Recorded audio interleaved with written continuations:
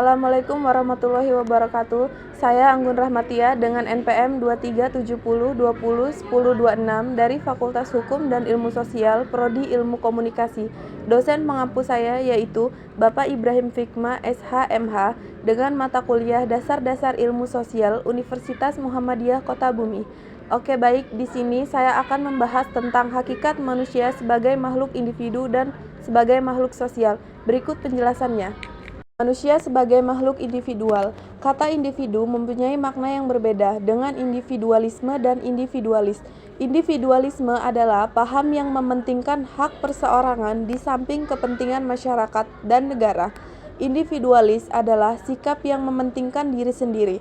Sebagai makhluk individu, manusia memiliki kepribadian yang unik seperti memiliki penampilan fisik, kemampuan, kebutuhan, perasaan, dan sikap yang berbeda dengan sesamanya.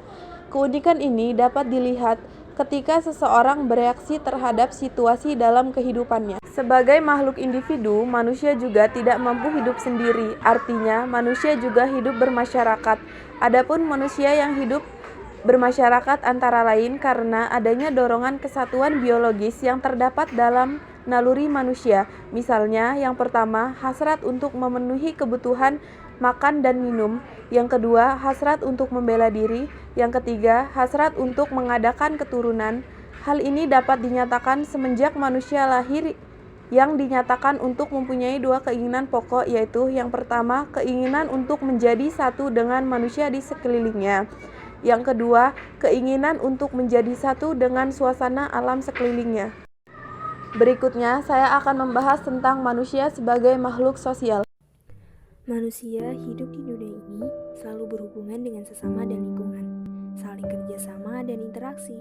Itulah mengapa manusia disebut makhluk sosial. Sebagai makhluk sosial, manusia memiliki naluri untuk saling tolong-menolong, saling menyayangi dan saling memberi, baik material maupun non-material. Sebagai makhluk sosial, manusia membutuhkan bantuan dari orang lain. Dengan adanya bantuan tersebut, maka manusia dapat berdiri dengan tegak. Ketika manusia sadar akan perannya sebagai makhluk sosial dan bisa melaksanakan peran tersebut dengan baik, maka akan tercipta kehidupan sosial yang harmonis, damai, dan tentram. Menurut Kamus Besar Bahasa Indonesia, makhluk sosial adalah manusia yang berhubungan timbal balik dengan manusia lain. Dapat disimpulkan bahwa manusia dikatakan sebagai makhluk sosial dengan beberapa alasan, yaitu yang pertama, ada dorongan untuk berinteraksi. Yang kedua, manusia tunduk pada aturan norma sosial. Yang ketiga, manusia memiliki kebutuhan untuk berinteraksi dengan satu sama lain. Yang keempat, potensi manusia akan benar-benar berkembang apabila ia hidup di tengah-tengah manusia lain. Manusia sebagai makhluk sosial artinya manusia sebagai warga masyarakat dalam kehidupan sehari-hari. Manusia tidak dapat hidup sendiri atau mencukupi kebutuhan sendiri, meskipun dia mempunyai kedudukan selalu membutuhkan manusia lain. Berikut penjelasan mengenai ciri-ciri manusia sebagai makhluk sosial. Yang pertama yaitu gotong royong. Apa sih gotong royong itu? Gotong royong adalah salah satu contoh nyata bahwa manusia adalah makhluk sosial. Dalam kegiatan gotong royong, manusia akan saling membutuhkan sehingga akan saling membantu. Gotong royong juga meningkatkan solidaritas antar masyarakat. Contoh kecil dari gotong royong adalah membersihkan lingkungan sekitar bersama-sama.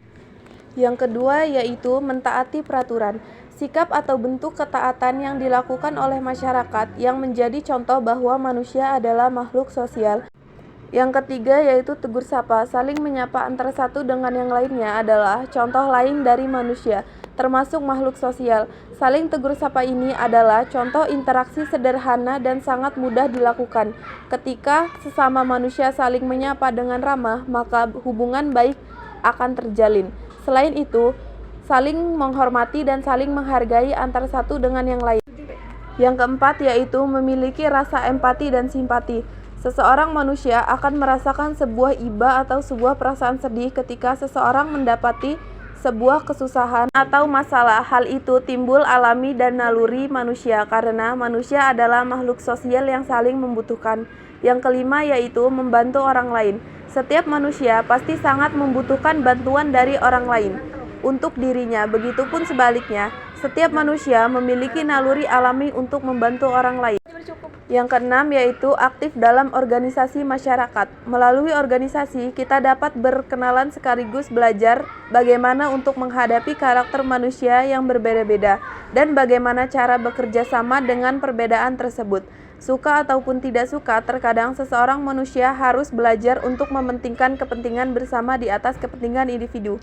Yang ketujuh yaitu menjaga hubungan baik. Manusia sebagai makhluk sosial harus menjaga hubungan baik dengan orang lain. Langkah awal yang bisa dilakukan adalah menjaga hubungan baik dengan tetangga seperti saling membantu ketika terjadi musibah atau bersikap baik. Yang kedelapan yaitu menjaga ketertiban dan keamanan lingkungan. Keamanan dan ketertiban lingkungan adalah hak dan tanggung jawab antar masyarakat. Contoh seperti menjaga ketertiban dan keamanan lingkungan, tidak membuang sampah sembarangan dan berpartisipasi dalam kegiatan jaga malam seperti ronda. Melalui hal-hal kecil tersebut, maka ketertiban dan keamanan lingkungan akan terjaga, sehingga keadaan lingkungan juga akan lebih aman dan nyaman.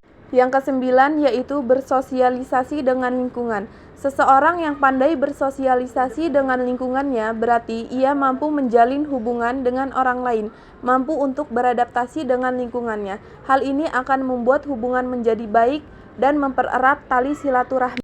Yang ke-10 yaitu saling menghormati. Jika kita menghormati orang lain, maka orang lain akan menghormati kita juga. Selain itu, manfaat lain dari saling menghormati adalah hidup akan merasa lebih tenang dan lebih terhindar dari konflik. Kita juga akan mendapat lebih banyak teman atau relasi ketika menanamkan sikap saling menghormati. Yang ke-11 yaitu saling mengingatkan. Manusia adalah makhluk yang tidak lepas dari sebuah kesalahan dan lupa. Namun adanya naluri-naluri ilmiah yang ada dalam diri manusia untuk saling mengingatkan satu sama lain.